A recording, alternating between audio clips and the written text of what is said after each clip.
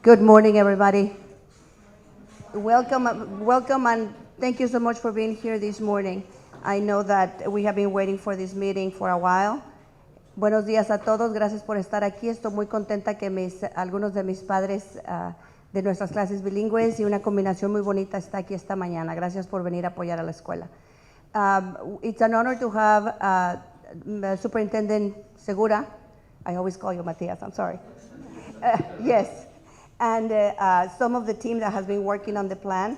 I would like to give him some kudos because this is not an easy job. That what is happening in the district has been easy, but him giving his face in front of meetings, I appreciate that because I know that it's probably not very well received in some places, but I appreciate his presence today here with us. I also would like to recognize my staff that is here, that is able to be here because this is very important to us. If you're a staff member, will you please stand?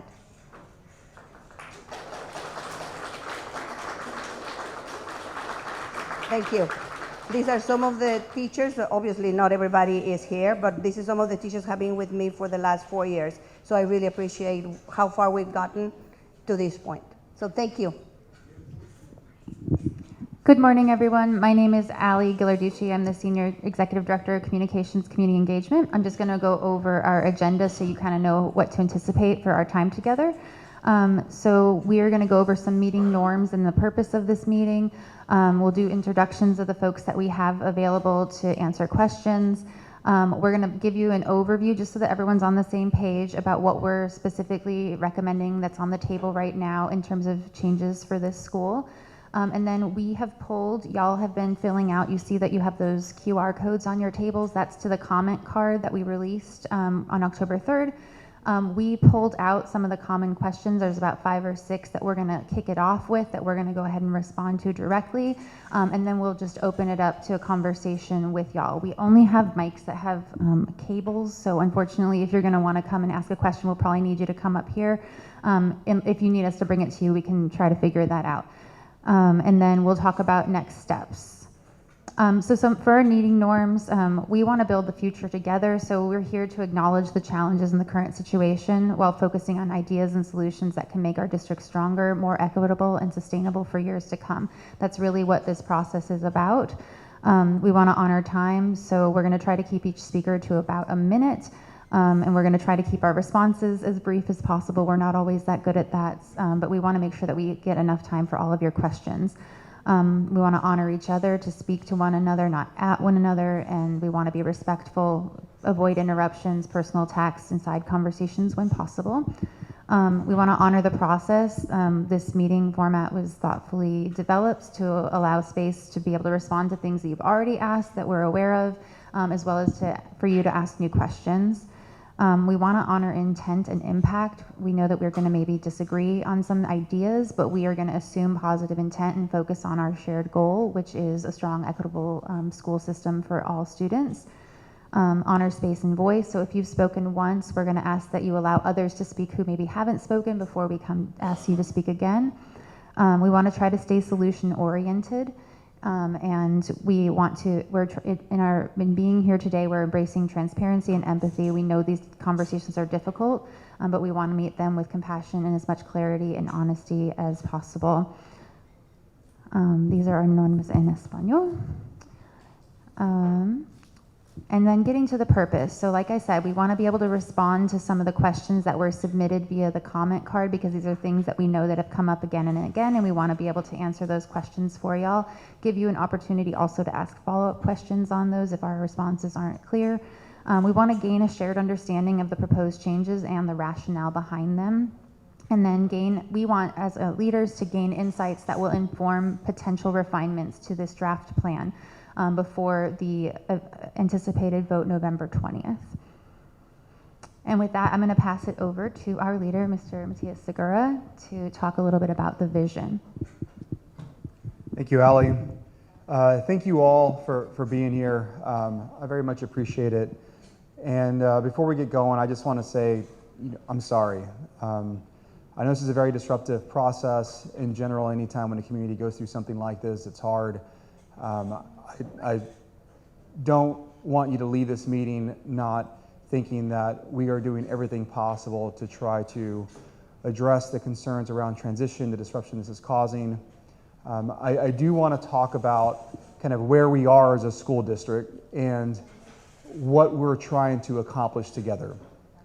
The first thing I'll say is we as a school district in Austin ISD have not been serving our students who've been historically underserved for a very long time. This system that's been around for 144 years is designed to produce the outcomes that we're currently receiving, that we're getting. And so what we need to do, and what I feel strongly about, is moving to a place where we have strong neighborhood schools everywhere in Austin. Right now we have incredible schools, multicultural, multilingual. We have schools that have vibrant communities. But the reality of it all is that they're not all receiving the resources they need to be successful. Well, why is that happening? Well, it's happening because we, as an organization, have so many immense pressures pushing down on us, and we're having to make decisions at a moment when our resources are just so thin. And so when we talk about making a plan and making a change, again, we want to have strong neighborhood schools everywhere in Austin, accessible to all students. But to do that, we have to address several things that are currently out of alignment. Right, the first thing is that we have misaligned feeder patterns in Austin. I mean, that's the honest truth. You can go to parts of Austin and you can have a middle school go wholly into a high school. Think about what occurs when that happens. Communities together, right? The strength of programs, UIL, all the things are so much stronger, and that's also true when it's elementary to middle. We have middle schools right now in Austin that go to 3, 4, and 5 high schools. Think about that. And guess where those are? They're not in West Austin. They're in East Austin. So in order to address that, we have to change boundaries across a large system that have been cut into each other for over 100 years. 2, our dual language programs, most notably our wall-to-wall dual language programs, they are intended to serve our emergent bilingual students. That's the honest truth. That's why they exist. Now, we as an organization believe in creating opportunities for all students.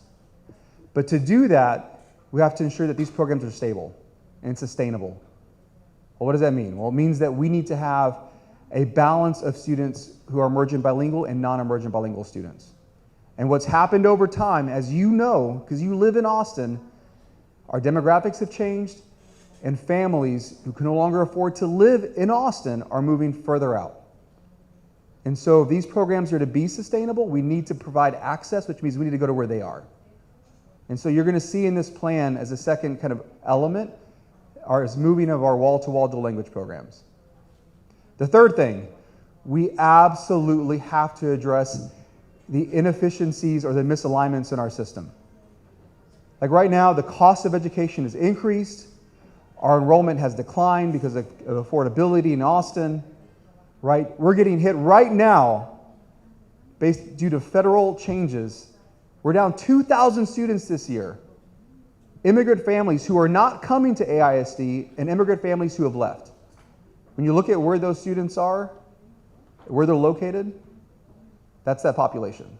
So I need you to know there are many things putting pressure on our system right now.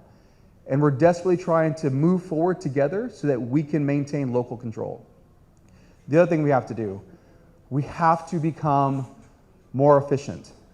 You just heard me talk about the reduction in enrollment, the pressures from the federal level, the freezing up of funds. These things are real. And so right now, the reality of it all is that we cannot continue to operate the way we are without introducing significant financial risk downstream in the future. And let me be clear, financial risk in Austin, in our school districts, is right up there with accountability risk, special education delivery risk. All of these things have to be managed and supported, or else we lose the ability of educating our students in a way that we believe is most appropriate and aligned with our values. The other thing I want to communicate is our transfer policies have been just a build-up of lots of decisions over many, many decades. And right now we have students who are being drawn away from parts of Austin, going to other schools. Well, why is that happening? Some people say it's because, well, we don't have high-performing schools in these communities. Well, to do that, we need stability, we need resources. The other element is that our transfer policies are allowing that movement to occur and are drawing students away from these communities. So we have to be honest about that. What is the long-term impact of these transfers? And so, as a school district, we have to do all of this while addressing one of the most time-restrictive elements, which is accountability. It's not lost on me that in this community, we 100% believe that our students are way more than a letter grade. I believe that, I know that you believe that, but we have to operate in a state that uses an assessment taken on one day in the year to determine, whether our schools are strong or not. And so all of this has to be balanced. In order for us to move forward, we have to acknowledge that. We have to make difficult decisions, because if we don't, there is the real potential for the state to come in and intervene. And that is something I am not going to allow to have happen. I'm not going to do it. Right? Because if that happens, all of our students, 70,000 plus of them, are not going to be guided in their educational journey by those who live in this community. And just know this is real. It's happening right now to our sister school district in North Texas. So I very much love this school district. I love our students. We are at a moment where we have to change. This change here with Dawson is one that is part of a large plan, which I just highlighted a couple elements of. You can go to the next slide. But what this plan includes for Dawson is for all the students at Dawson to go wholly into Galindo. And so one of the things that we talk about when we talk about student movement is making sure that the entire student cohort, all the students move together, so that families are kept together, so that friends are kept together. We also need to get our schools to have a healthier enrollment so that we can provide the resources campus by campus to make sure that our students get what they need to be academically successful and just successful in general. I mean, there are lots of things that we as a school district pay for that are not required by the state. Right? We pay for librarians. We pay for registered nurses. Right? These are things that we believe in. We procure our own curriculum. We could save $7-8 million if we decided to use a state curriculum. But I promise you, that wouldn't align with who we are. So the plan includes Dawson moving wholly into Galindo. Because of the accountability chain that exists, what that means is Galindo will receive the turnaround plan, and then we'll work together to break that accountability chain. And so I guess you may tackle this real quick, and then I'll hand it off. Yeah. So no, it's okay. We'll stay here. You heard me talk about one of the pressures of the accountability. We have to just acknowledge that Dawson has 3 UAs, right? UA is an abbreviation the state uses for unacceptable accountability.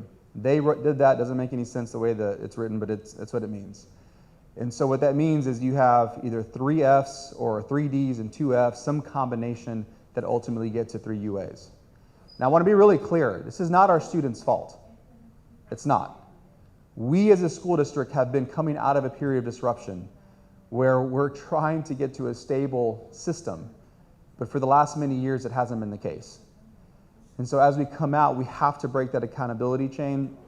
And so what that means is that the principal or the new leader of that campus, the campus leader will take the TAP plan from Dawson to Galindo. We will have a very specific hiring plan. It's one that's required by the state of Texas. We have to define how many years of experience must an educator have to be in that school. Are there certifications TIA designations or nationally board certified teachers that are going to be pulled into that plan. I also want to be really clear that if we can break the accountability chains across the district, we will move ourselves into a place where our academic outcomes and our pursuit of them will be aligned with our values. If we do not break these chains, right, the interventions or what the state requires us to do gets harder and harder and more rigid year after year. That's the honest truth. And so we're at a moment now where we're trying to do all of this together as an entire school district. And so with that, I'll hand it over to, I think, Christine to probably take us through the next couple of questions. Yeah, we can talk about it. You can have Christine. Yeah, it's a pretty simple one. Thank you. Thank you, Superintendent Segura. My name is Christine Steenport. I'm the Operations Officer for Austin ISD. Just wanted to kind of take you through, you've probably seen these before in the draft deliverable. These are our boundaries. So the existing boundary for Dawson there you could see on the right. And so like Superintendent Segura was saying, we want to keep communities together as much as possible. And some of these other plans for other schools, it's not always possible depending on the boundaries, depending where our schools are, and then how many seats we have available at those schools. But just wanted to kind of showcase that right there. Allie, if you want to move forward. Oh, sorry. Well, then I think we went out of order. But now we can start and really get to the meat of things and go through the comment cards. There were a lot of comments, and so Allie and her team distilled those down, and so we'll get to those right now. So the first comment we had, and this came from multiple commenters, was instead of closing Dawson, can you consider moving the Becker program to Dawson? Because this campus is located on a major thoroughfare and affordable housing is going up to densify the neighborhood. I'll start, and then I'll pass it over to my colleague. So really down to looking at, and I know I just said this previously, but it's really looking at where students reside and how many schools we have around there. And so we have a lot of empty seats. We have more schools than we have students in those areas. And so I wanted to kind of touch on what Superintendent Segura said earlier about the intent of the dual language program and the wall-to-wall there. And so I'll pass it off to Yvette Cardenas to kind of talk us through what that wall-to-wall at Becker looks like and why that program is moving. Thank you so much. So good morning. Thank you for being here this morning. To talk about this question in particular, we've talked about, again, the intent of our bilingual education programs or dual language. And so when we look at the location that's being proposed for the Becker dual language program, there is about 68% emergent bilingual students in that area.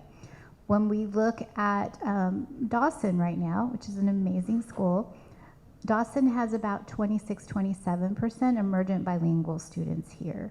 And so again, thinking about locations where a larger number of emergent bilingual students live and the sustainability of the program, that was definitely one of the considerations on this.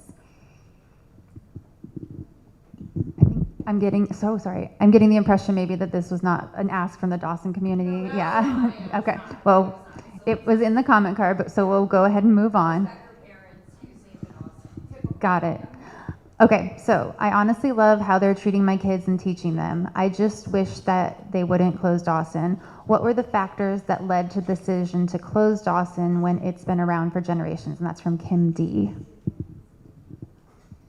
I think it's what I kind of touched on earlier. It's not any specific thing. It's everything in general. It works together. So if you looked at the plan, it was not just because the school is old or in poor condition. We had the rubric. We started there. We saw misalignments. But then we had to really work with where students live, how many buildings we have, where those are located, where students live, and then looking at our boundaries as well. So it was a multi-factored layer cake, if you will, when we did that. I know Superintendent Segura also talked about feeder patterns and making those more aligned. That is another layer. So there's elementary to middle, middle to high, and so there were many other factors. It wasn't just one specific thing. It was all working together for the greater system to make sure that we could balance enrollment. We could align feeder patterns and all those other things. Superintendent Segura, do you have something? So I think one thing that we look at when you look at a cluster of schools, and you look at each school specifically, is how many students live there now? And based on our demographic report, how many will likely live there in the next 5-10 years? And one of the things that we know about this community is that it's changed, and that currently we're about 25 to 27% resides. Meaning that if every single student in this area picked Dawson, we would still only be about 27, 28% utilized, right? Which means that your cost per student goes through the roof. And so as a system, right now we're about 160, 180 students in enrollment. Well, when you get to a school that isn't quite have the critical student population, it really impacts us from a academic programming perspective, when it comes to fidelity of being able to support our educators. And I know that having small schools has many great benefits, but we just can't operate that many of them. And so when you think about where we need to position schools, you really want to position schools that have an attendance boundary that collectively have a higher number of students that live in. And that's just a function of just how the city's changed around us. Our schools don't move, but people do move. And so that's one of the things that I would say that drove kind of this plan to consolidate Dawson into Galindo, was that now we'll have collectively a larger attendance boundary that has that foundation of students being able to support a healthy student population for years to come, roughly 75% once combined, which is really where you'd like to be. Can you tell us anything could you tell us anything you can about what will happen to the building and how we can begin the process of trying to have any sort of community involvement for the space? That's from Kim M. Yeah, so great question. So first off, we did not make any decisions based on the location or real estate value. I've had that be a comment like, Matias, did you make a vote? Because that's not what this was. This was really intended to develop a plan based on our guidelines and our overall kind of strategy. As we move forward, if this plan is approved on November 21st, one of the things that we'll do is build out, we have it already framed, is our engagement plan to support each school transition facility-wise. I do not want to have a shuttered building. That is not what this is about. That's not what I would have or what I would recommend. So typically what we would do, and we do have this built out, it's in a couple different approved agenda items from our trustees. We identify what is community benefit. Our board in 2019 took a vote that said, if you're going to repurpose properties, ensure that there's a community benefit, and they actually defined what community benefit was. It was teacher housing, it was affordable housing, it was open space, it was community space. There were, I think, 2 or 3 other elements of that. So since then, we've used that framework to progress a couple different properties that have transitioned. And what we're going to do now is revisit the entire process and say, okay, we're going to engage. This is what engagement is going to look like. There may be, there's going to be this kind of a iterative process where we get to a final recommendation. I will tell you, it's really going to depend on the community's desire to either increase the time in which this occurs or decrease it. We're very sensitive to sometimes communities acknowledging that, hey, this was a loving school. If you go and go through a transaction too quickly, it's going to feel a certain way. So we slow those down. In some cases, we've pushed them up. It really depends on this community. We will not do anything without y'all's voice in the process. Our board expects it. I expect it. Our policies and procedures right now include it. You will see in our next deliverable to the board an update to our process, just because right now it lives in like 4 different spots, and we're going to consolidate it down into 1 page. So as far as how quickly we can go as quickly as this community wants. But I will say that in years past, there's been a sensitivity of going too quickly. But if we heard here, hey, Matias, this is something we want to do to make sure it remains a vibrant kind of hub in our community, we want to start this process, then we would start that process with you. But I want to be honest with kind of what's happened in the past. Yeah, so one of the ones, so there's been a couple. So Pease Elementary School, which closed in 2019. The desire from the community and the neighborhood association was to ensure that we had children still in the building. We couldn't operate it, but what we did is we worked with Congressman Doggett's office. We actually got a grant. We're able to make some improvements and then do a deal with United Way, and now it's an early childhood center. It's perfect. So they have an operating agreement with us. We own the property. There's children in it, and children and programming that aligns with our school district. But it's not a building that I have to operate and maintain, so the cost is negligible. Another one would be Anita Coy. Anita Coy is a little bit different. It's a property that has been closed, a school that's been closed for many years now. But we have had the Alternative Learning Center on that site. And what we decided to do is to move forward with a teacher housing and workforce housing project that blends kind of various levels of median family incomes. It's a 650 unit project. And again, one of the things that I tell people is, you know, we have to acknowledge that this city is pushing, because of affordability, families out. And if we have the ability to help offset that in some way, we need to consider it. That project has already been inked. The Public Facilities Corporation, which is built and it kind of runs in parallel with our trustees and our school board, has approved that contract, and we're moving forward. The other one that I would say is there's a couple others, Metz and Brook. I will tell you that right now, this is an example of going maybe too fast. The community, I would say at the time, didn't want to think about or didn't want to move forward with the process, so we actually used it as a hub for staff to support the 2022 bond program. So once the bond program was passed at $2.4 billion, we didn't want more people at central office. We really wanted them out at the projects, and that served as a very appropriate kind of satellite work office, and it also kept our general contractors from having to actually rent space. So we were able to save money in that way. So there are lots of ways that we can do this. We always take the lead from the community, but those are just a couple examples that have already occurred or in the process. Yeah, so that's another good example. So there are lots of projects that are currently underway, and one of the things that we've done also is use the schools as a swing space for modernization projects. Or in the event that a school goes down, like last year we had Keeling Middle School. It had a fire the first week of school. In some instances, we can move an entire school.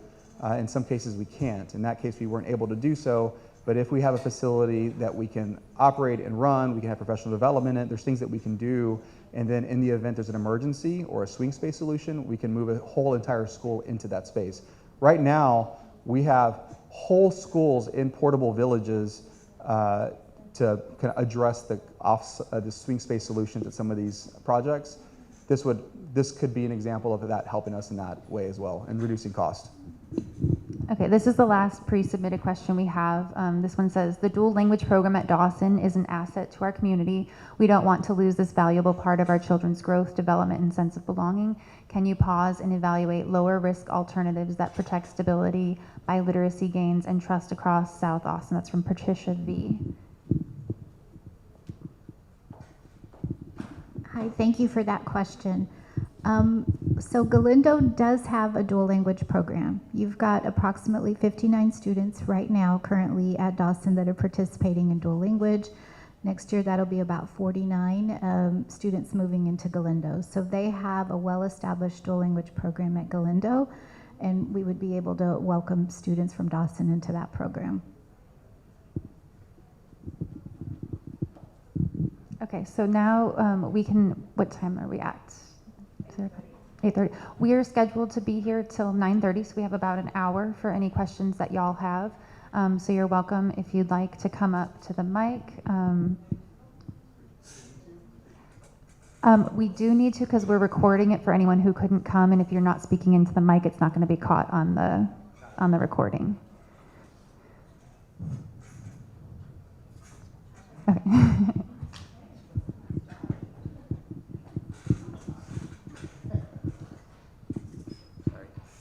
One working? Yeah, okay. Well, and it's more of a comment than a question, but it's a chance, and I'm probably not saying anything you don't already know, but it's a chance for you to hear from us and First, I just want to say that Dr. Godinez, Dr. Garcia, and the entire staff here have done a wonderful job. And you had mentioned it's not the students' fault with the accountability ratings. We understand that. It's not their fault either. They're dealing with, and again, you know this, but they're dealing with societal forces well outside of their control. So from a parental standpoint, we would like to just say that they've done an excellent job serving our kids. My daughter's in first grade here, and we couldn't be happier with what she's received.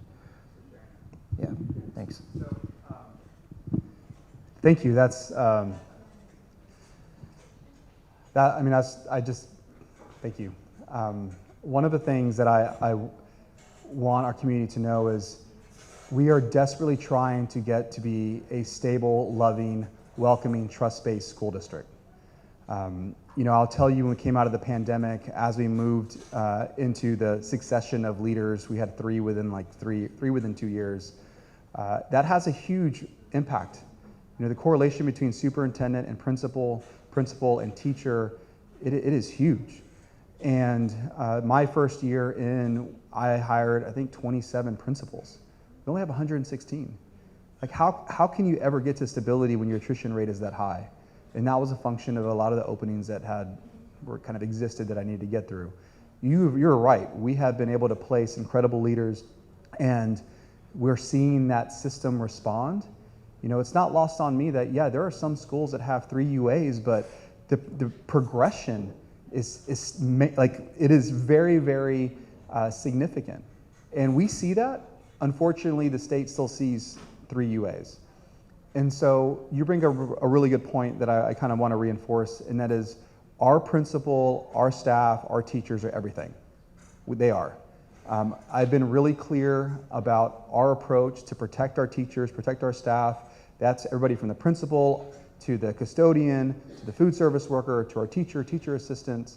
Our plan creates a process that allows our educators and staff to find a home. It is my intention to make sure that there are familiar faces wherever our students go, so you can imagine what that's going to look like, especially when we think about bringing schools together. And we will find a home for everybody that wants to be in Austin ISD. That's clear. There have been comments made that I'm very disappointed in, where someone says, well, Matthias, you must have been looking at contracts or this or that. Like, that has never even crossed my mind, ever. We love our teachers. My mom's a teacher here for 40 years. Like, I'm a product of the school district. My kids come here. Like, that is not something I'm going to do. So I appreciate you sharing that. And there are incredible things happening. We just have to get through this together. And I'm going to do everything possible to support all of y'all in this transition, whatever it may look like. I mean, that's the honest truth. It's still a draft plan. But thank you for that comment. Very much appreciate it. Hi, thanks for coming today. I'm Kristen Brown. I have 2 kids here at Dawson. I've lived in the neighborhood for 11 years and seen the school go through its transition. I'll be a little more direct than Josh and say that the community, we reject the scarlet tap that's being put on here. We think that, there was more time. Actually, the school's been under a tap, and her name is Dr. Dolores Godinez. And without those extra resources, the school has nearly turned itself around. I think you'll see that in the scores this year. But we understand where we all are, and this is happening. So you just mentioned it, but I'd like it to be reiterated. How are you going to protect our administration and teachers? They all have guaranteed jobs, even those that are in the process of certification. Yeah, and then I have a follow-up question about the facility. So in the process, so thank you for putting that up. So in the process of certification, yes. One of the things that we have to be responsive to is the state of Texas has changed the law. I'm not sure how many of our families know this, but moving forward, we will not be able to have non-certified teachers in our classrooms, period. Right now, about 12% of our educators are non-certified, moving towards certification, and some of them we use a District of Innovation to create some flexibility. So what that means is that here, into next year and certainly the following year, I will be required by law to make moves in a school district that ensure that every student has a certified teacher or has a teacher that is making progress in their journey to become certified. Because I want to make that distinction, because right now there are lots of educators that have been working, have been doing great work, but haven't quite made that progression. And as we move forward, where this becomes even more salient is with our wall-to-wall dual language programs. So if we have students, in our current policy is 18 emergent bilingual students in our elementary schools, if we have that number, we will ensure that we have a dual language certified educator like in that space. The reality of it all is that if we don't have the numbers, talk about wall-to-wall dual language moving, then the number of students will require, by law, fewer educators. But what that also means is where I have higher number of emergent bilingual students, I will have to ensure that we have certified teachers. And I will tell you that we are our school district, every school district around us, competing for certified dual language educators. So that's just one kind of point. I do want to highlight this document, which is uploaded on October 3rd. It includes our commitment in milestone form as well as plan form, how we're going to support our educators. You're right, every plan will be slightly different. Because Galinda will receive the TAP from Dawson, it'll look slightly different. If you go down, there's a flow chart. So just to repeat, every single teacher here at Dawson who is, I guess, in good standing or whatever that is, who's in the process of certification has a job within AISD. Yes, if they choose to stay. If they choose to stay. If they choose to stay. And then the accelerated supports you're giving our staff here for those that are in that process are what? What additional career services and support are they receiving? Yeah, so that's going to be Brandy Hosek, our talent strategy division, would be able to give you the specifics. I can't speak to specifics as far as what supports we provide. I know the plans. I know, generally speaking, as a district, what we provide. I can't speak to specifically kind of what resources have been deployed here. I can certainly get back with the team and Dolores, we can talk about it. I just can't speak specifically to like teachers here. Okay. That's super important to this community. Unlike some other schools that are being closed, we're not spending money hiring lobbying groups to try to keep our unsustainable school open. This is very important to the community that the administrators and teachers are supported, Yeah. staff.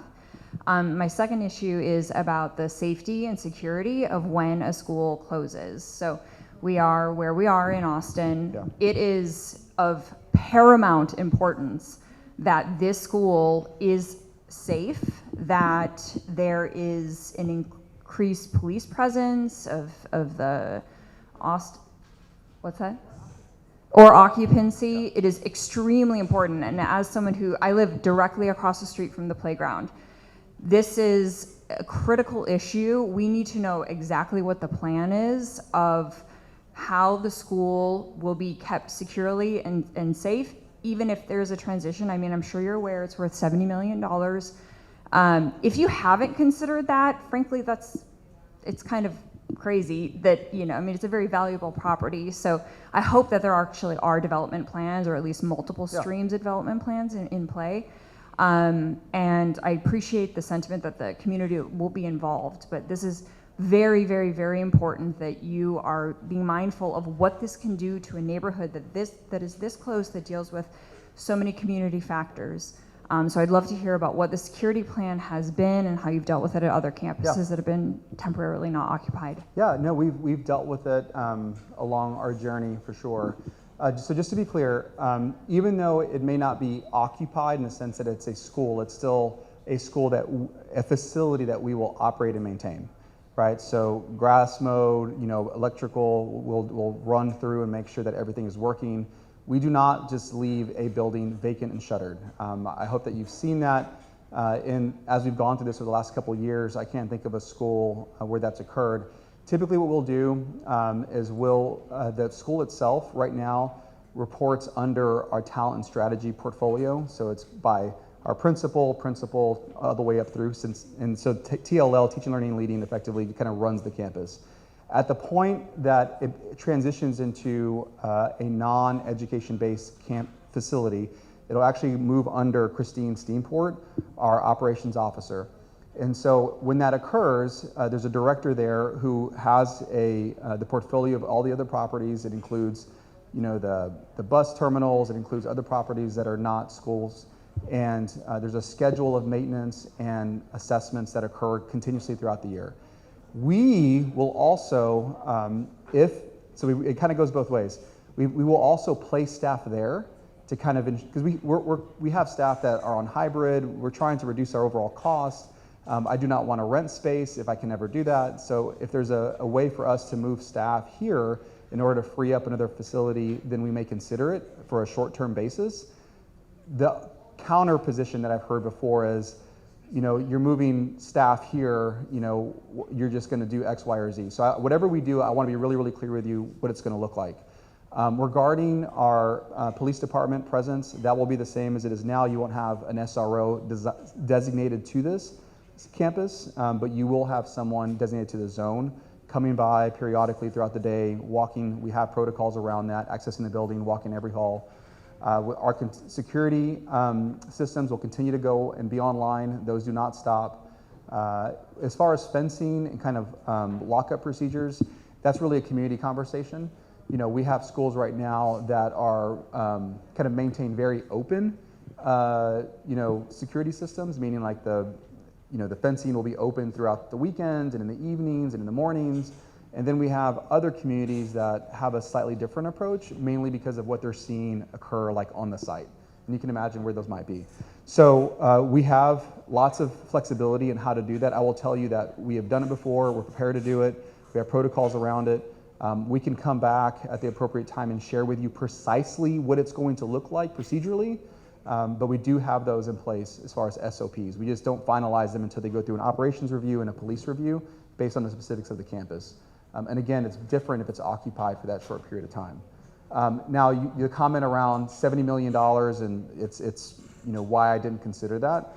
Well, because a lot of times that's obviously based on highest and best use, not based on what we could probably accomplish and what meets the intent of the community.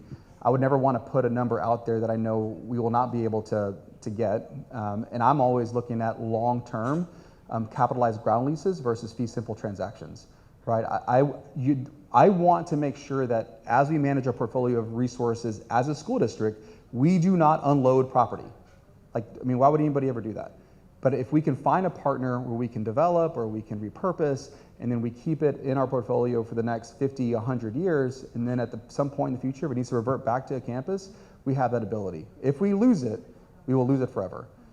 So that's why it's never something that I lead with.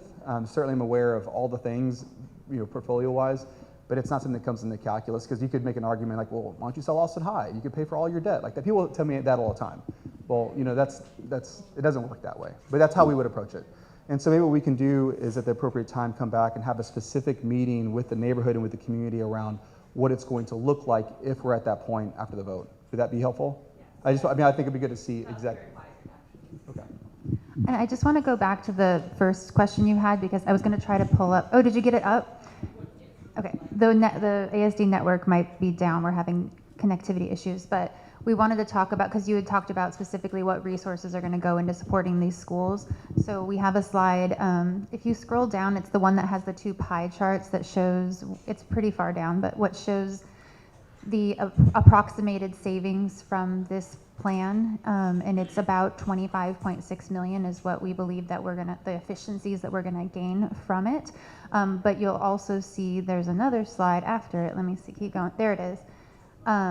Yeah, so that shows you that 25.6 million in the breakdown. But if you'll go, I guess I have a clicker now. We also are planning on reinvesting in students, and so each school that has a turnaround plan, we are budgeting an average of $800,000 for new staff positions, such as, and this can be, as he said, like the campus can kind of tailor to figure out where they think the need is, but it can fund things like assistant principals, extra counselors, instructional coaches who support your instructors, content interventionists who support students who maybe need more exposure to the content to go over it again, and then possibly even lowering the student-teacher ratios at that campus. Did you have a follow-up? Does this go to Dawson this year or Galindo next year? It goes to the combined, any school next year that has a turnaround plan. Dawson this year because of the 3 ratings. So we're in our 4th year now. Yeah. What's coming this year? So just to be clear, we have changed how we approach our support of our schools in the last 2.5 years. I know that it's not as clear as like this one injection, but I want to be really honest about what we've done, right? So 2.5 years ago, we did not have instructional coaches around the entire school district. We had them sporadically at some schools that offset them with Title I dollars.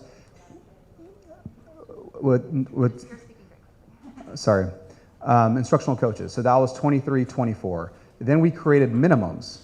So one of the things that happened is our trustees and I sat and said, if you just use staffing allocations, you're going to get to a point where you have half an AP, or you have, you're sharing a PE teacher or a music. So we created a floor. So that's something that most people don't know. We created a floor, and we also ensured that you had supports and a minimum of 2 teachers per grade level. So one of the things that happens is if your student enrollment goes down to 150, 140, you can get to a place pretty quickly where you might only have 1 teacher per grade level. Well, that is not where you want to be, right? You want to have the collaboration, you want teachers to work with one another, create a team, and so we said we're going to make a minimum. So that only applied to a handful of schools that had populations around this size. Then we came back around in 23, 24 and said, we need instructional coaches. we need content interventionists, because we have students that are not on grade level, and our educators are working so hard, but to get all of our educators, all of our students back on grade level, we have to deploy content interventionists. So that was a 2024 tax rate election. So that was the commitment we made. So that all came in. Then we came back and created supports based on the turnaround plans and the projected TAPs for the 23, 24, and 25. So there's been resources deployed. I want to be really, really clear. We know. We're very well informed about what's been given. What is Dawson getting this year to ensure success for the students that are here this year now? Well, that's going to be a conversation. Specifically, I don't want to misspeak. I will tell you that we follow our lead. I follow our lead from our principals, our executive directors. We create a framework and a baseline, like this is what all of these schools are going to receive. And then there's some autonomy locally to figure out, okay, what does that specific campus need? Regarding kind of what needs to be supported or what resources need to be deployed between now and the remainder of the year, that's a conversation that either is about to take place, hasn't taken place, maybe our executive director can speak to it. I don't want to misspeak and say it's this and this when it might be something different. Do you want to speak to that?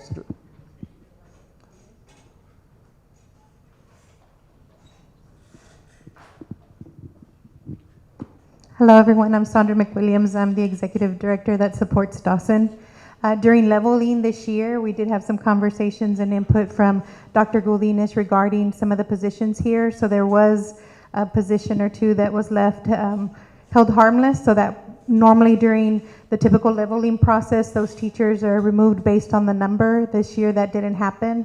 We also provide support through professional development with TNTP and the learning labs. I come twice a week and visit with Dr. Guldinas to see what her needs are. And then based on her needs, I deploy those resources here to Dawson. I've sat in several PLC meetings with her instructional coach, Susan, back there. And then we do a observation and feedback cycle to help with the teachers develop and capacity and their practices and ensure that they have the resources they need to be successful this year. Those are just the beginnings. We're now in the process of, now that we have some data collected through map growth, we're looking at that and also seeing what other additional resources we can provide to help the students be successful and break the chain here. Do y'all know what Lighthouse School is? Have y'all heard that term before? Okay, you have? Yeah. Okay. Expand, because I know we weren't chosen last year. Yeah, so what our Lighthouse schools are and our laboratory schools, it's a network of support that we deployed last year. And it's one that started with our schools that were actually tied to turnarounds or TAPs that even were more excessive or further along. The initial investment was one that was done in partnership with the Education Fund and Austin ISD. And the way that it works is we have a partner that helps us understand, are our educators using the curriculum? Are we supporting them and kind of growing their skill set to ensure implementation of that curriculum? And then are we ensuring that our principals are the instructional leaders on their campuses? That was a big deal because, you know, in the years past, what was happening was our academics team was doing professional development with our teachers, but what really needed to happen was our principals needed to become the educational leaders or the academic leaders so they could see in real time and make adjustments and support their educators. So we have lighthouse schools. Each lighthouse school has a clustering of observation schools, we call them lab schools, and what they do is they all round together and they learn together. So our principals will work together, they'll go visit a campus, which is the lighthouse campus, they'll then take back to their own campus their observations and learnings, and then TNTP, our partner, also provides support. So we've seen significant movement. I mean, our early literacy, early numeracy numbers are moving very aggressively in the correct direction, which is very, very promising. So that's the structure. We just didn't have the resources last year to roll it out district-wide. So this year, an expansion of the partnership and recognizing that it's working, we went ahead and made that commitment. But that's what it is, and it's working. It's a very, very different approach than what we've done in the past, but it is working. It is a little bit of a situation of maybe too little, too late, I think, in terms of what you were saying earlier is that TEA still sees those 3 Fs, but I do want to just point out, I was just looking at the data last night, we have, I think it was 9 schools that were 1 point away from an F to a D, and we had 7 that were 1 point away from a D to a C. And these are schools that, you know, previously they were maybe in the 40s, and there's a difference obviously between like a score of 40 and a score of like 59, that's like right on the edge. It's not where we want to be, but it's clear that the trajectory has been moving in the right direction. It's just not as fast as TEA expects. Go ahead. Sorry. Hi, my daughter attended Dawson some years ago, and I live in the neighborhood. I'm involved with the neighborhood association, and I'm here to talk about community engagement because we are definitely going to be there's an avid interest amongst folks, even though their kids are long gone from Dawson, in the school and the property. I'm very happy to hear that there is some talk of keeping the green space available for public use, because that is one of the things that our neighbors have enjoyed. And I'm also very happy to hear that safety is of primary interest, because those go together. I would like to ask about how the condition of facilities is being weighed. For those of us who've been around a long time, there was the Fab Pack, which looked, you were part of that? Oh, so you probably have bad dreams about that. That was an interesting time.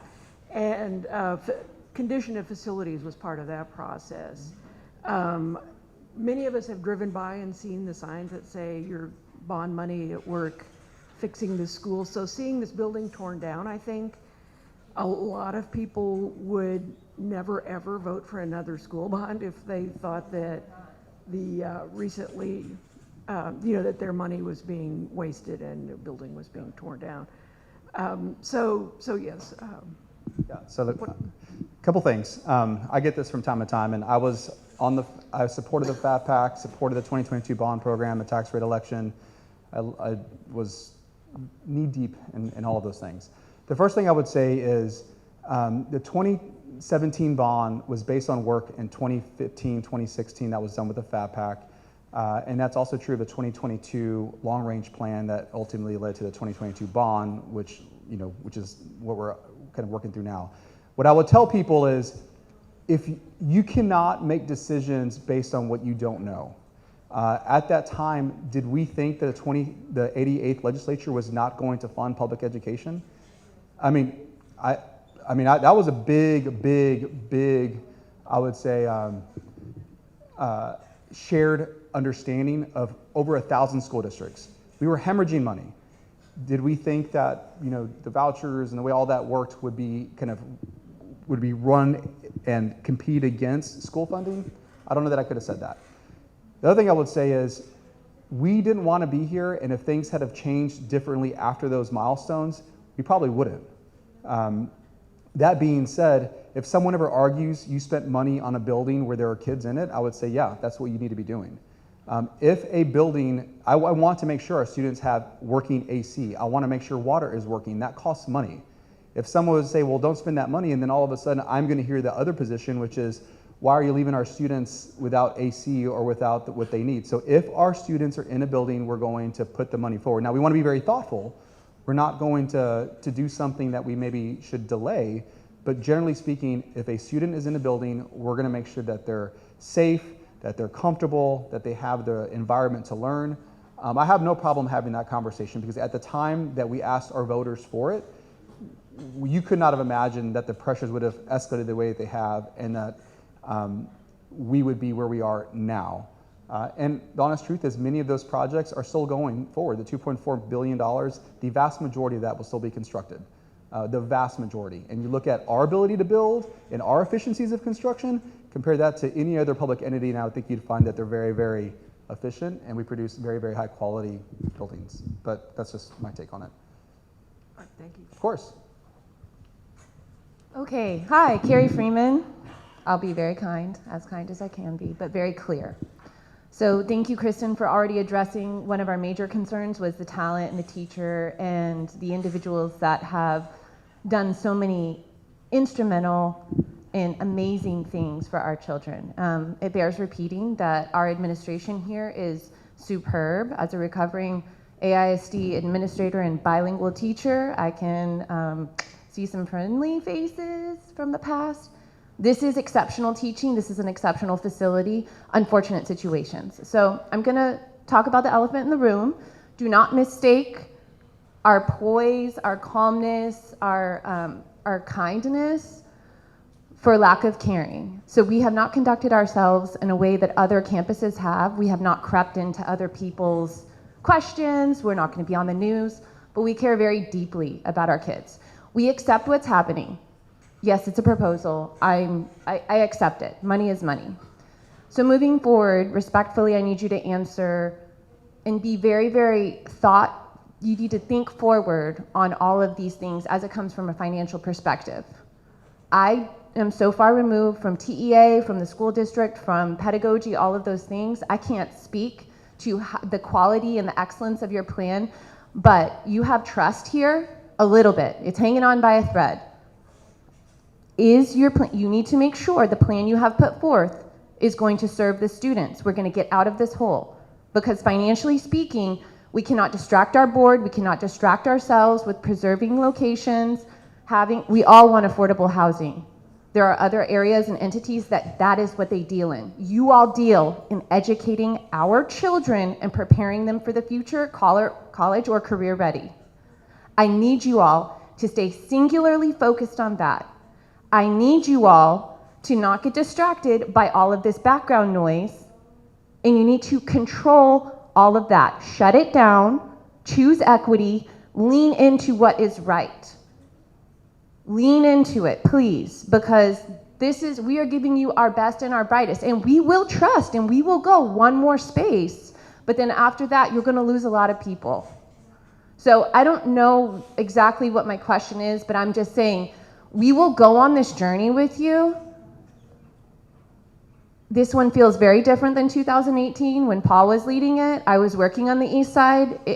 I understand how equity is at the center of what we're doing here, but let's stay very focused that it's children, it's quality teachers, quality leaders, caring and loving communities. I'm not saying that those other schools aren't caring and loving, but these people are the real deal.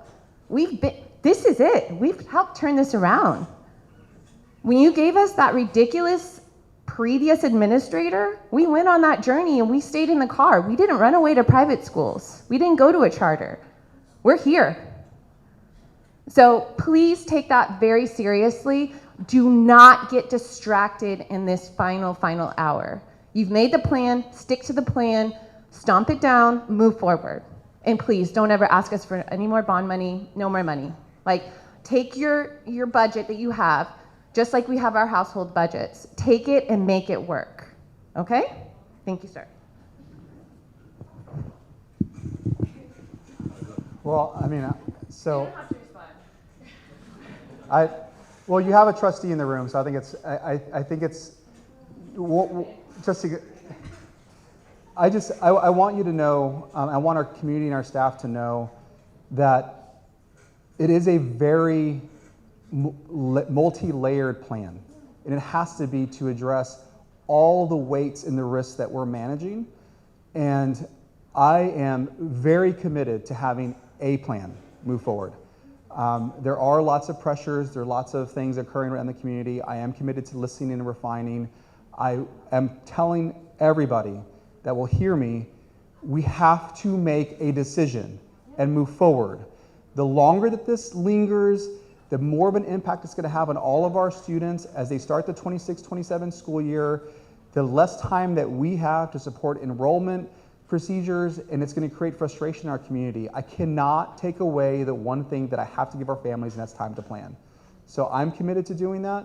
Yes, there are lots of pressures. I appreciate you sharing that. It's hard, but I love this community, and we have to do something. We have to evolve. We just absolutely have to. And so I do think this plan moves us in a very good direction. I've spent so much time. There are obviously going to be opportunities to refine and improve, but it's all going to be an execution. Like if I do not execute the plan, it would have been a tremendous amount of resources, energy, and pain, and be right back here in 4 years. That is not what I'm going to do. I won't be part of that. Like we have to get through it, and we have to implement well. So I appreciate that comment probably more than you know. My name is Christian. Hey, Christian. My daughter's been here all 5 years. Oh, sorry. I just want to yell into the mic. One of the things I did want to ask is that AIC freeze the closure for at least 12 months. Oh, I'm sorry. Is that good? Yes. I did want to ask, the AIC freeze the closure for 12 months and classify, obviously Dawson is the home campus for my daughter. I'm advocating for this campus specifically, but also surrounding campuses. Obviously, can't save all 13 specifically. It is a financial issue, not really a location issue. I'm so sorry. You really need to talk into the mic. Oh, I'm sorry. You're good. Here, hand it to me. I'll do it. No, you're good.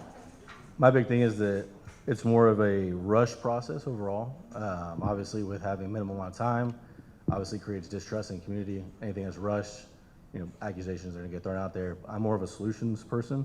One of the things I did want to ask about, try to be very quickly and concise with my statements. I know that there's bond allocated funds for a lot of these schools that are closing. Obviously, they're going to be repurposed. I would ask, obviously, take a deep look at that. I'm sure y'all have, and add that into 1 to 5 specific campuses to try to save the bulk of the students. The rezoning thing I was looking at as far as helping out would be for South Austin specifically as a recovery zone for specifically St. Elmo's, Galindo, Jocelyn, and obviously Dawson as the home campus. I was going to see about a 1% increase in your ADA attendance for Dawson would generate about $20,000 per year.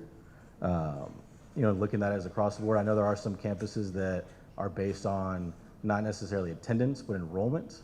That does add funds. Is that a mistake or?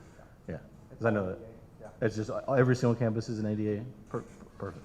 And then I was going to ask about as well weighted funding for specific students. Obviously, with it being mainly bilingual community in a lot of these campuses, there's a lot of funds that are available, as well as reaching out, testing kids for GT, because that does add a lot of funding for the campuses as well. Is that something that y'all have looked at doing? Oh yeah. So great question. I don't want to stop you, sir. No, go ahead. So a couple things. The first thing I would say is from an average daily attendance, which is how we generate revenue, right? It's the number of students that you have. Not all students are equal. Some students are 1.0, some are 1.25, some are 0.5. Like a pre-K student, we would only get half of that allocation because we can only fund them for half a day at pre-K 3, right?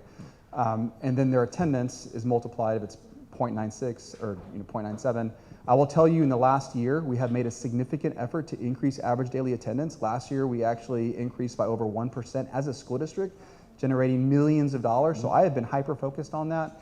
You have to address chronic absenteeism to get there. We've done that. When it comes to coding, so one of our initiatives is PEIMS reform. PEAMS is an acronym that y'all don't need to know about necessarily, but what it does is it helps us code students correctly so that we can get reimbursed from the state to in an accurate way. I would say that 3 years ago, that system was not what it needed to be, and we were leaving millions and millions of dollars on the table. So in 23, 24, we went through an ERP transition. We've done a lot of training with our teachers and educators, and so the coding has improved, and so we'll get some of those funds back. As far as emergent bilingual students or dual language, by law, we do get funds back from the state. A percentage of those have to be spent on those students or those student populations, and we do that. We also spend more, just to be clear. Like, one of the reasons that we are where we are is because we've elected to educate a certain way, and those things are more above and beyond what the state kind of funds us for.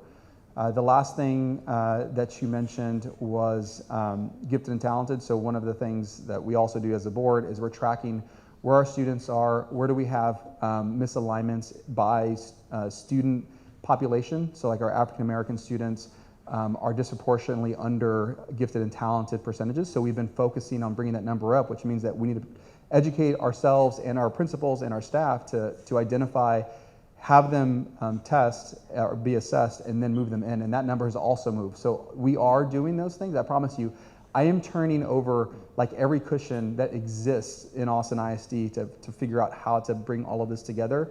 You said something around rushed. I would use I would say urgent. I know that it feels rushed. I would say that the plan, the detail in it, the work, like to get to that point, it takes time, and we've been doing that work since February of last year. And it also builds on other efforts, 2022 long-range plan, 2017 bond, the equity assessment. There are so many things that allow us to start from a good place opposed to starting from nothing. But the reality of it all is if we miss these windows of opportunity, then you're waiting a whole year.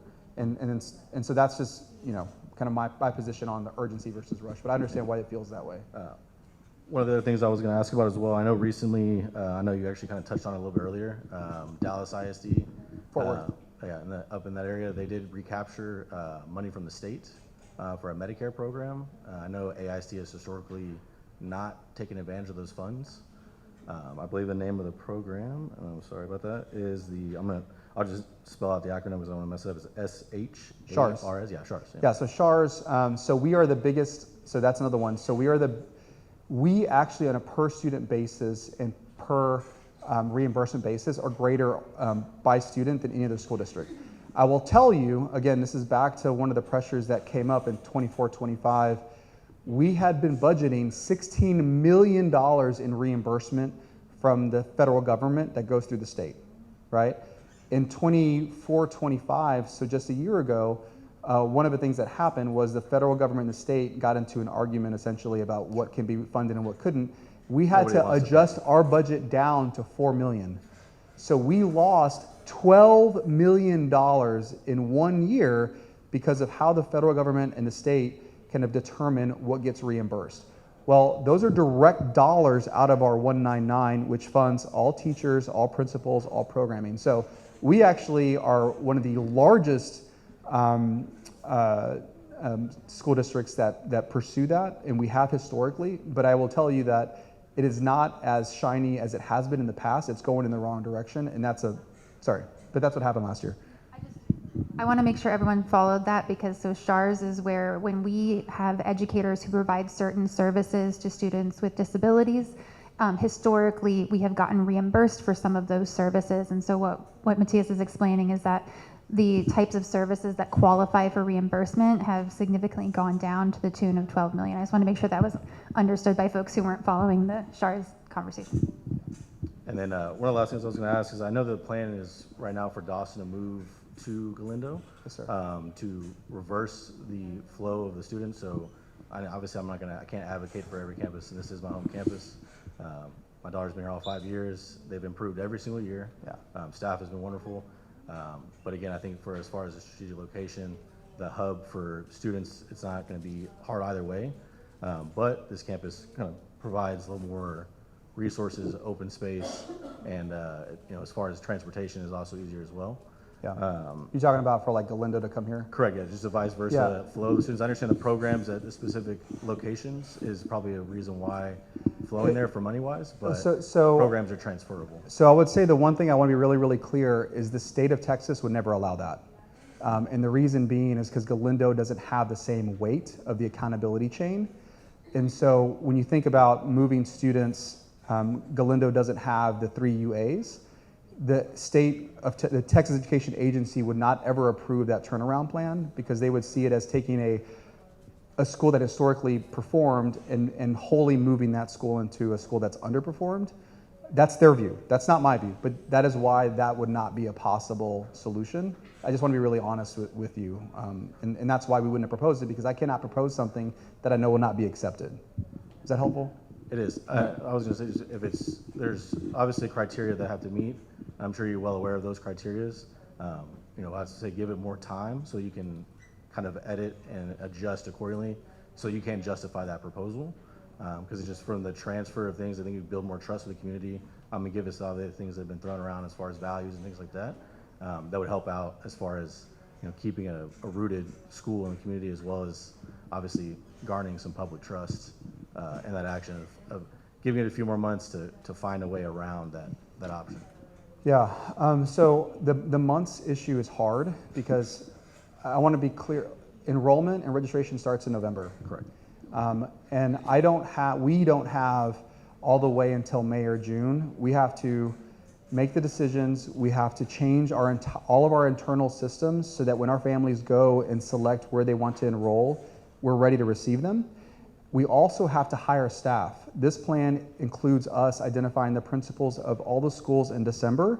They are then going to hire their staff in January, February, and March. And guess which staff they're going to hire? They're going to hire our staff first. If I wait longer, then I'm going to compress all of that work into a really short period of time, and we will not be successful. The other thing I would say is we cannot make a big change in the spring semester. If we ever got to that point, I would just say you have to push it, because we have seen changes occur in the spring semester. We took 6th grade, I'm using this example because it's one that's salient. We took 6th grade from Martin and Mendez in April of 2022 for a 22-23 school year. We did not recover from that. Moving those students, the confusion it created in our community, having our staff get staffed up, the certifications are different, the resources, the rooms, all of those things happened over the summertime, cost us an incredible amount of money, and it never actually worked. So again, I have to have time for our families to plan, for us to prepare to receive families, and I do not want to put us in a position where we're not going to be successful to start the next school year. So a delay effectively is a year. It wouldn't be just 4 or 5 months, because I think that sometimes comes up, and I just want to be really clear why November is so important. And sir, we have about 10 minutes left and 2 people. That was my last question, yeah. Okay, perfect. And if you have other questions, there's going to be a lot of us that will be able to linger. Yeah.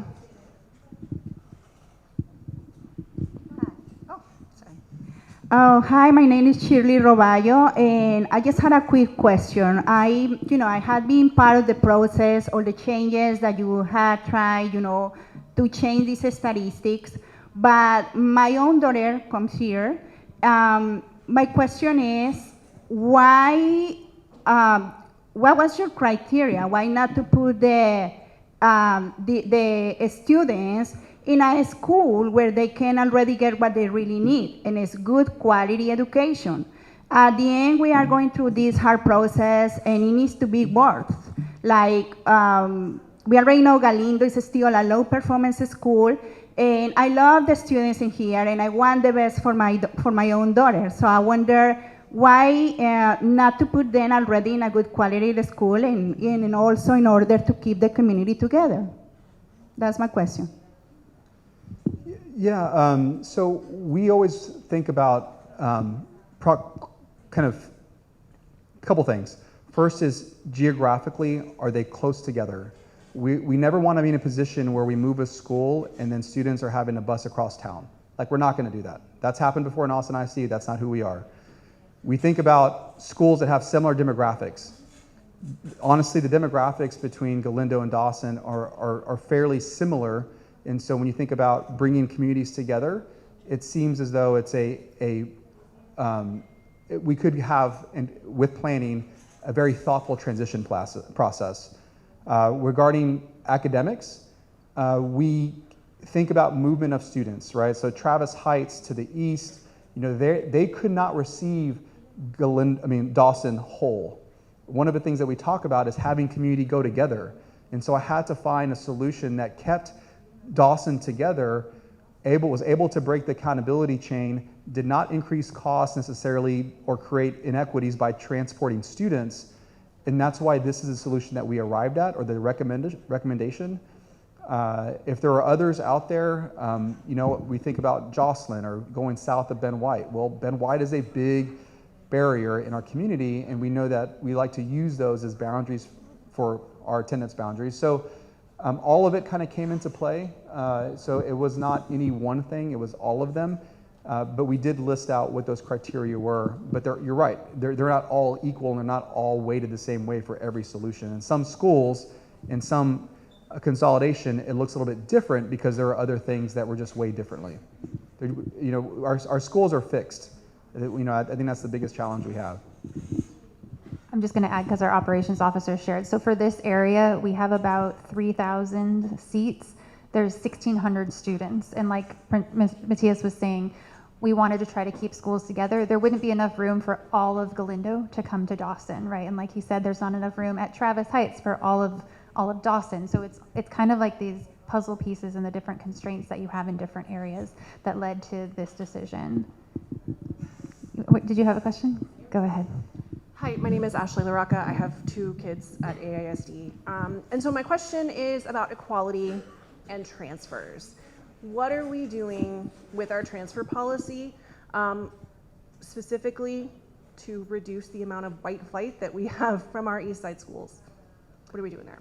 Yeah, so a couple things. You're going to see in this next upload clear changes to our policies. A couple things that we have already changed and one that we will be changing. The first is the minority to majority transfer. That was actually, we're proposing to pull that out. It should have been pulled out probably 2 years ago.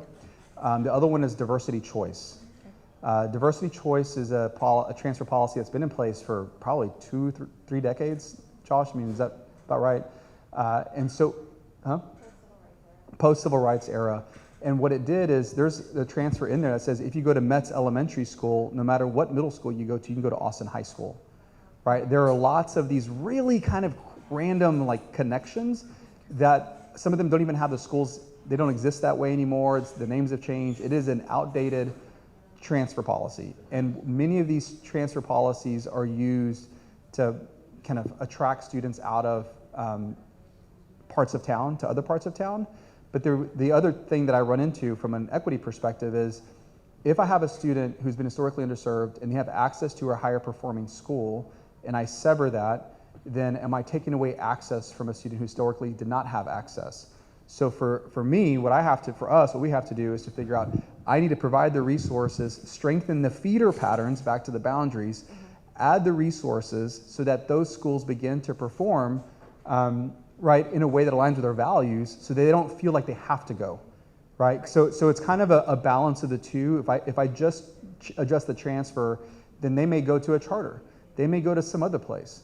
But I want to keep them in Austin ISD. I do think Austin ISD has the best education for our students in Austin, there's no doubt. And so for me, both have to be addressed simultaneously, but we are taking those transfers, we are going to be sunsetting them, and then also adding detail around transfer policies as it pertains to this work.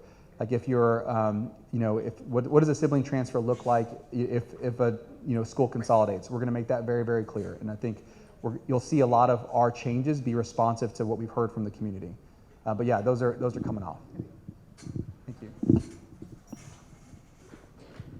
We are at time, but if we can maybe do rapid fire just to get through the last 3 questions. Do you have time to stay? Okay. Hi, my name is Ana Lopez. Thank you. Yeah. I'm the program manager with Communities and Schools. And I am particularly concerned about our Meadowbrook community. I know we have a large population here at Dawson and at Becker. And I know they're going to Zilker Elementary, a community that is very different from what they're used to. So I want to know how AISD is going to support that transition, support those families. I know they're coming from schools that have CIS and have our support into a non-CIS school. So what are y'all going to do to help them and support them more?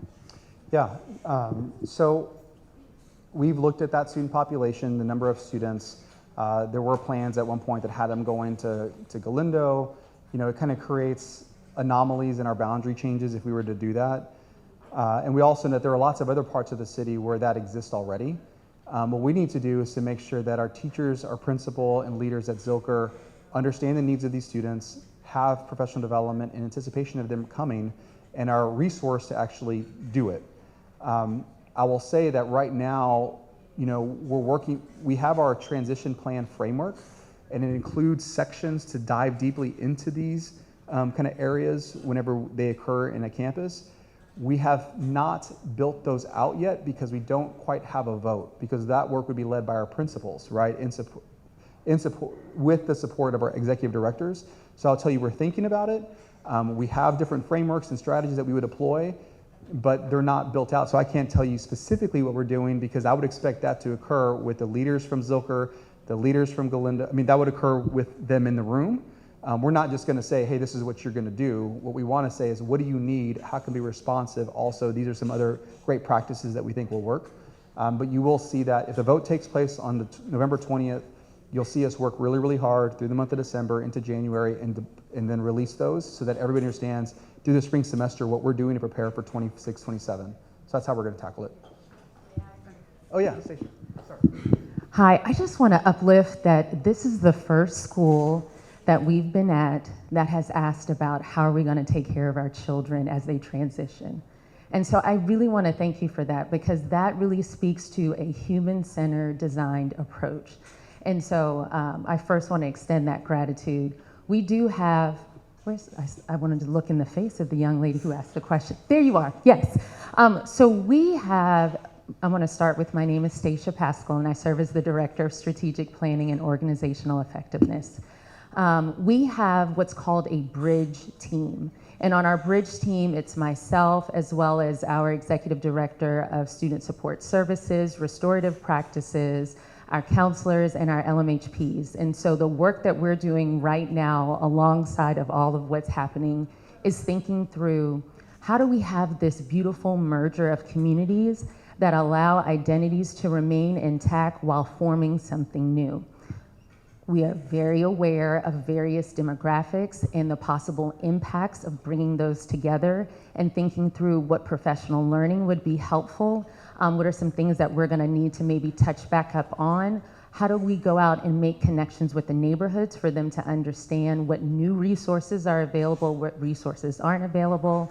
Our LMHPs are creating one-pagers of resources so families know, I'm used to going here, but now I will be here. And so those are things that are happening, and no one has asked about it, so thank you so much for asking, but it is a very thoughtful process that we're doing alongside this work. Okay. Hi, I'm Anastasia Alexander. I'm a first grade dual language teacher here. Part of what drew me to the school was that it was small, and I was at a campus that had merged, and I did notice that the merging of the cultures, I had a similar question. It was kind of an us and them dynamic there, and so hearing that you're going to take steps is really helpful, but just kind of making sure that, can you guys check in on the campuses to make sure it's actually happening, because I've been on one and wasn't well received. And then I also had a question about programming. So we're a two-way campus, and I know that you're going wall to wall, and so like there are some students. You said that Galindo had similar programming, but they just have a one-way program, correct? And so will those students that are currently in the two-way program that are non-emergent bilinguals, like will they have a place for them? Yeah, so fortunately our board policy does allow for that, right? For students that are participating, or non-emergent bilingual students that want to participate in dual language program can do that. We've looked at the numbers, right? Of course it'll be communication with the principal at Galindo. But there are seats, right, and we welcome the students to come in. So overall, the model looks the same in a one-way or two-way. The biggest change is the participants that are in the classrooms, right? Yes. So we would be able to accommodate that. When I looked at the numbers, it looks like about 49 students that would be moving. that would include our emergent bilingual and non-emergent bilinguals at Dawson's. Okay, thank you. One comment on the merging. So when the board took the vote in 2019 to, I'm assuming you're talking about one of those schools. Yes. Okay. It was, Met Sanchez, Norman Sims, Brook to Linder, Angle Valley, as well as Pease, which kind of distributed because they were no attendance boundary school. We created plans, but then in the spring the pandemic hit. So I want to be really clear. I remember we built the plans, we were working the plans, and then all of a sudden spring break, pandemic hits, everybody's gone. And so that really disrupted our approach. And so I'm not surprised to hear that when we came back and everybody was all together all of a sudden, that time needed to actually build community, to transition, just got sucked up in the vortex that was the pandemic. Because I've heard that a lot, and I was in the rooms. Like, I remember all these things happening, and what didn't happen was the intentionality around the transition plans because we were dealing with the pandemic. That is a lesson learned. I don't know if that could have been avoided, but that is the single thing that created that, I think, issue across our system. We've learned from that, which is why these plans are going to be very thoughtful, and then I will absolutely be tracking progress amongst all of these plans. But that's one thing I just wanted to point out because it's a little ways back, but that was the one thing that really kept us from executing. Because it wasn't just with the students kind of not feeling welcome, but with the teachers as well, Yeah. So thank you. Sorry to hear that. Hello. Hello. Let me raise it really quick. My name is Rachel Smith. I'm the Library Services Associate here. And I know at the beginning we kind of talked about like teachers and other staff getting positions in other places.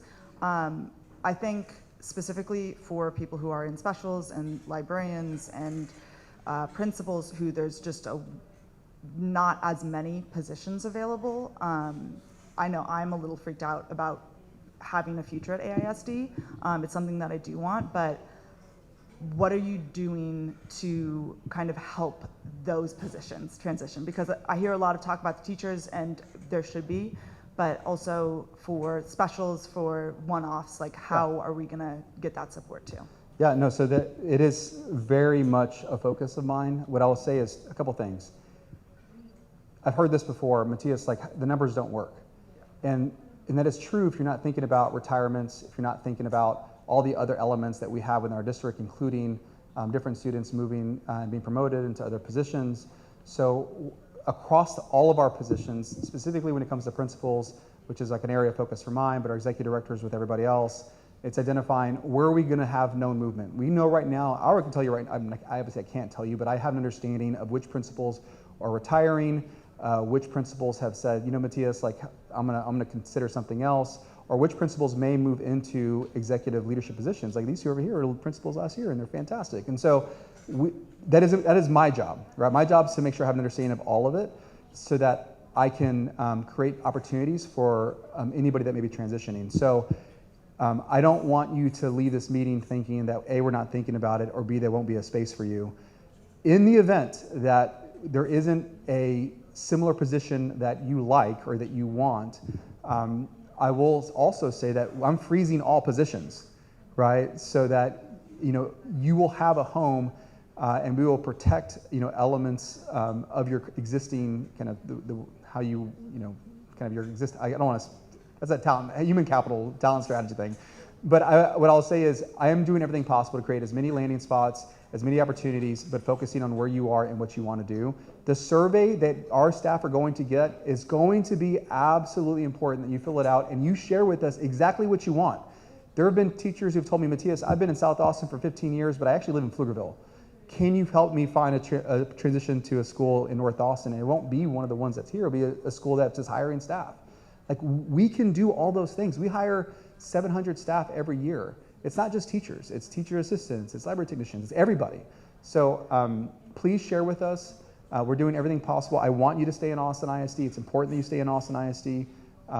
And so, hopefully as you see this progress, you'll see more detail about what you can expect. But we are absolutely thinking about all staff, not just teachers and principals. It's classified staff. I said listed a whole bunch of them, but yes, that's how we're tackling it.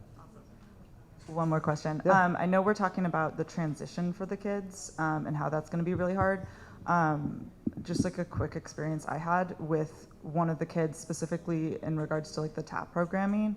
I had a kid be like, "Oh, are we closing?" And I was like, "Yes, we are, most likely." And then he asked me if it was because they're stupid. And that's something that's really painful for me to hear as an educator. And, you know, I do my best to reiterate, no, it's not that. There's a system in play that's against you, and it's not your fault in the least. And so I just want to ask / hope that, like, are y'all going to be able to support our students in some way to kind of help them right now? Yeah. It's a great question. I can't express enough gratitude for that, right? The approach that we use in this work is transformative social emotional learning. And so how are we ensuring that there is not an attachment to my identity, to what's happening in the circumstances around me?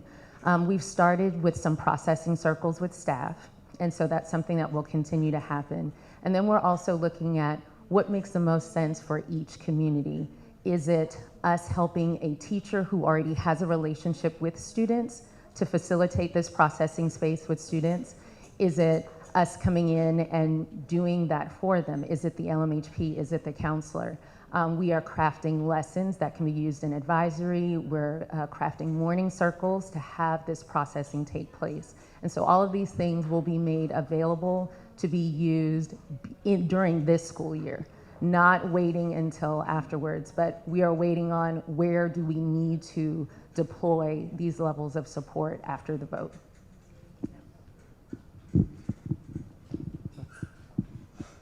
Well, thank you so much, everyone. I just want to, particularly to your comment, like Matthias said, I don't think that you maybe realize how much that comment means to us, just hearing that y'all are recognizing the position that we're in and are willing to take this step with us. And I want you to know that we really appreciate that, because we know that there's been a fair number of disappointments and challenges. And so I hope that you have heard and can see that we're working very hard to course correct so that we are not in this position again.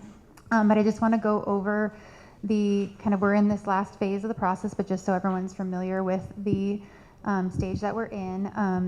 We have actually, I think Matthias mentioned earlier, we have a board workshop this Wednesday. That was something that was recently added. So that at that meeting, if you want to tune in, they will kind of be discussing a lot of what we've heard from the comment cards, a lot of the things the trustees are hearing that they're wanting us to discuss kind of publicly.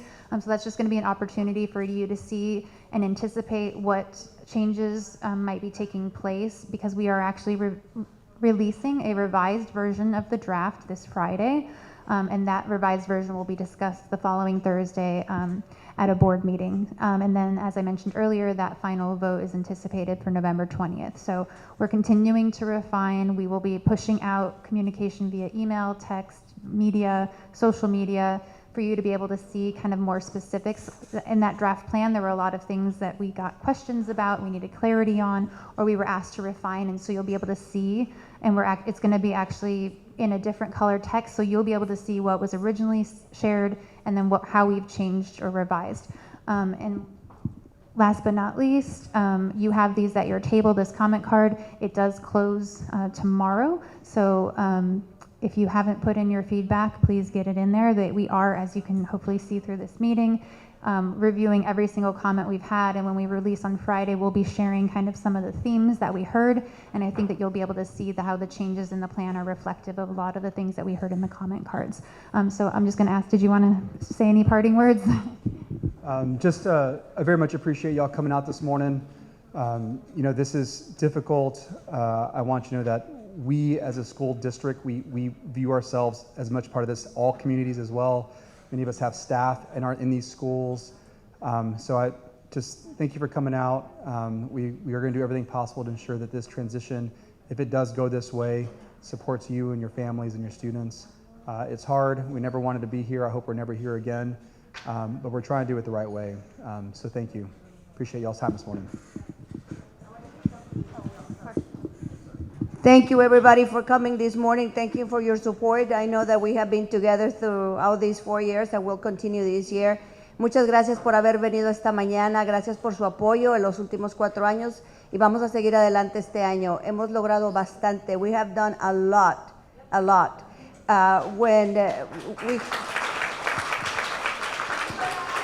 We have an internal joke about our scores because yes, when I took the school, we were in the low 50s, and little by little we have been inching in.